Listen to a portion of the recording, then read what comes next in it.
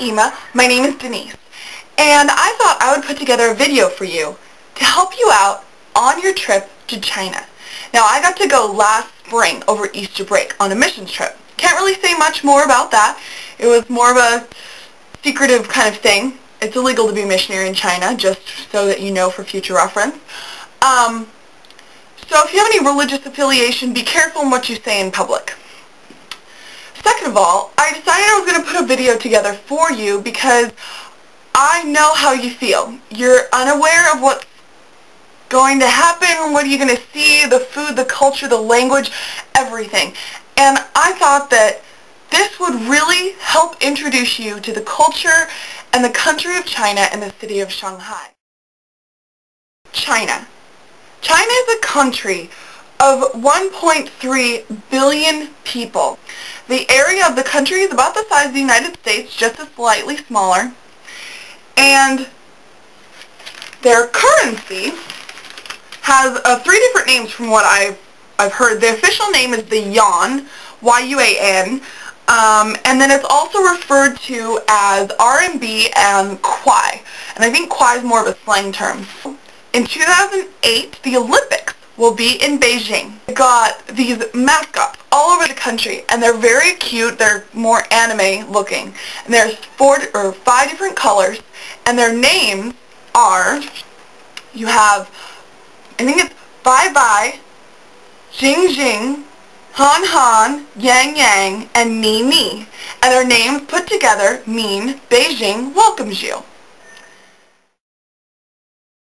Shanghai is a city of, well, the statistics say that it's about 13 million people.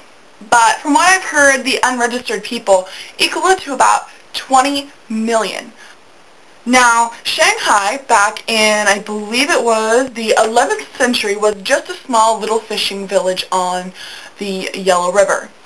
And back in the mid-18th century, the British, the Americans, and the French were allowed to live in certain areas of the city. Now, because of that, the Chinese government gave them basically no laws. Then when communism took root in China, after almost 100 years of these other cultures being in China and them gaining all of this Western culture and architecture, some of the architecture in China looks like French and British and American architecture. And when communism came into the country, a lot of that just halted and reverted back to before the Americans and the French and the British were there. And only since the internet has gotten into China has China begun to change. You know that a country that is so closed off, you know it starts to change when the art and the music start to evolve. It has changed so much within the last 10 years, ever since the internet started getting into China. People are now viewing things from around the world and are expanding their knowledge of the world around them. And the Chinese government is having a very hard time trying to control that. Now, things for you to bring are an umbrella. You can buy umbrellas there. I brought one, but I also bought one because they're really cool. They open upside down. Amazing, huh? They open just like a regular umbrella, but when it's windy, because it will get windy sometimes in Shanghai, it folds so that your umbrella doesn't break. So when you're walking in the wind, it will go like this, and it will protect your umbrella from breaking. And then when it's not gusty, windy anymore, you just pull it back. The thing you should bring is like tissue, like nose tissue. A lot of places we went to had a lack of toilet paper. Another thing you should bring is extra batteries for your camera. You will be taking a lot of pictures.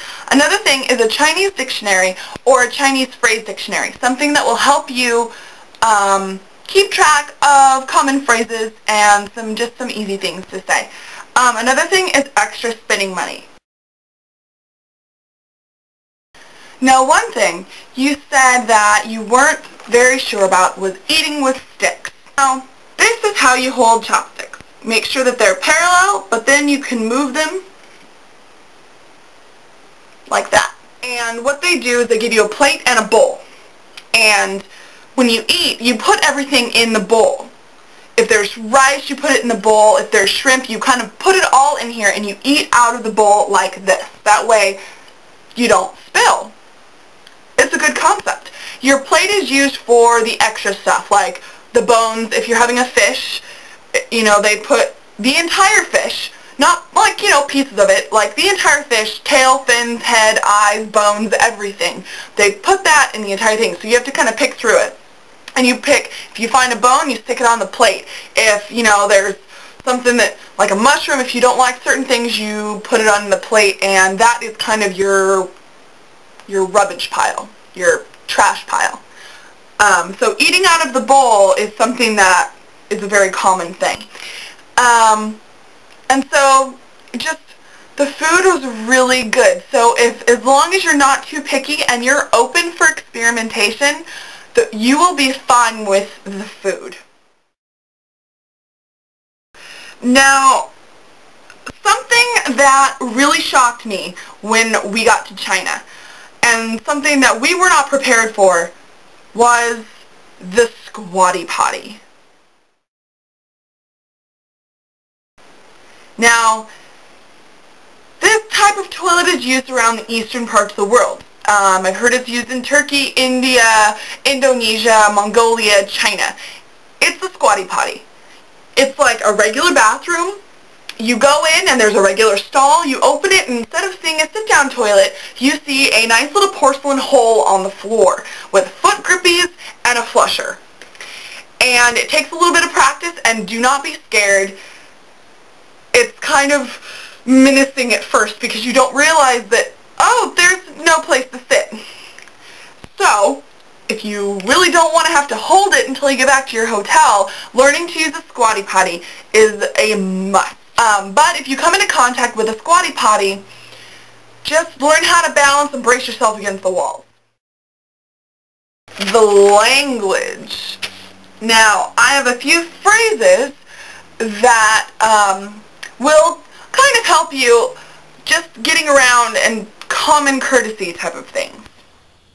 你好，你好吗？谢谢，是，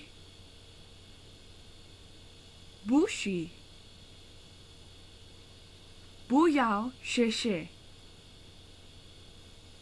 早安。Alright, souvenirs. Now, something you need to know about buying things in China. Most places, you can haggle, which is so much fun. They will pretty much raise the price about fivefold of what it should be. If they say that something is 400 kwai, it's really only worth about 40 or 50.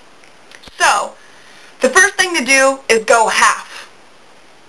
So if they say 400 kwai, you say 200. And they'll sit there and say, oh, no, you try to get me out of business. Oh, no, 200, too low. And they'll sit there and argue with you. But it is so much fun as long as you're willing to not give up, because you can get great deals. I bought a lot of stuff, and do not let them talk you into things that are not real. I bought an authentic fake Gucci suitcase. It's not real Gucci. It's not. I bought a Burberry wallet. It's not real also. You can tell by the quality. So as long as you're aware that none of these things are, a lot of them are not real, at least the brand name things, then you'll be fine. It's fun to have the fake stuff because it's actually from China, but be aware that it's not real.